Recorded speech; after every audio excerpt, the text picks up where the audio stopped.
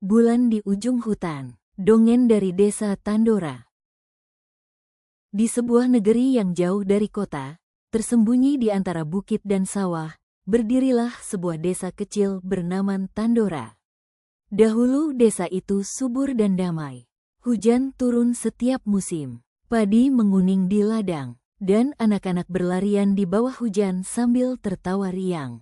Namun 3 tahun terakhir, langit seakan menolak meneteskan hujan. Sawah mengering, sumur-sumur menjerit kehausan, dan daun-daun berguguran sebelum waktunya. Di tengah kesedihan itu, tinggal seorang gadis kecil bernama Rara. Ia yatim piatu dan tinggal di gubuk tua peninggalan ibunya. Meski miskin, Rara memiliki hati yang lebih hangat dari matahari dan pikiran yang lebih jernih dari embun. Suatu hari, ia ke pinggir hutan untuk mencari air. Karena kelelahan setelah pergi mencari air, Rara tertidur. Namun dalam tidurnya, Rara bermimpi langit retak dan dari celahnya turun cahaya bulan yang meneteskan air ke bumi. Suara lembut berkata, "Carilah bulan yang tersembunyi di ujung alas serayu. Hanya hati yang bersih yang akan menemukan jalan." Saat Rara terbangun, angin pagi menghembus lembut seolah membenarkan pesan mimpi itu.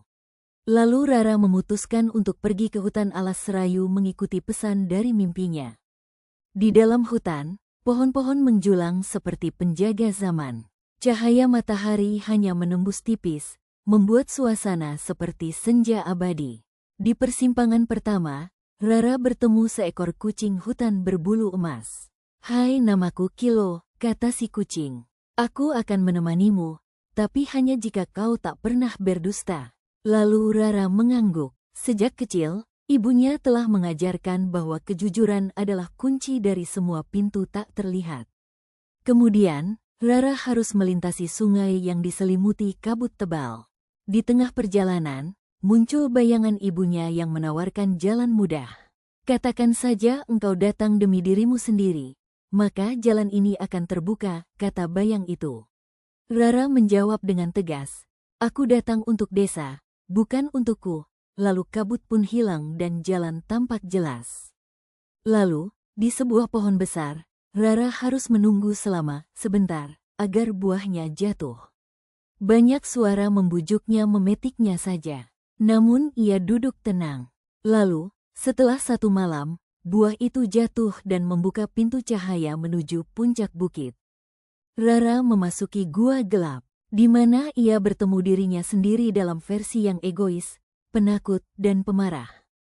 Ia menggenggam tangannya, menerima dirinya, dan gelap pun tiba-tiba sirna.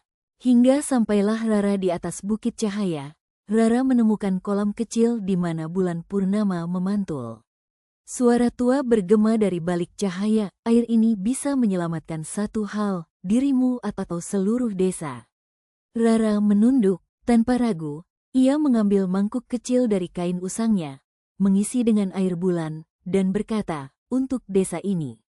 Saat itu juga, angin membawa aroma hujan. Langit mendung, petir bersahutan, dan hujan turun membasahi bumi Tandora setelah 3 tahun. Lalu, Rara kembali ke desa dan disambut seperti pahlawan. Tetapi ia menolak pujian. Sejak saat itu, setiap musim kemarau, selalu ada hujan kecil yang turun cukup untuk menumbuhkan harapan.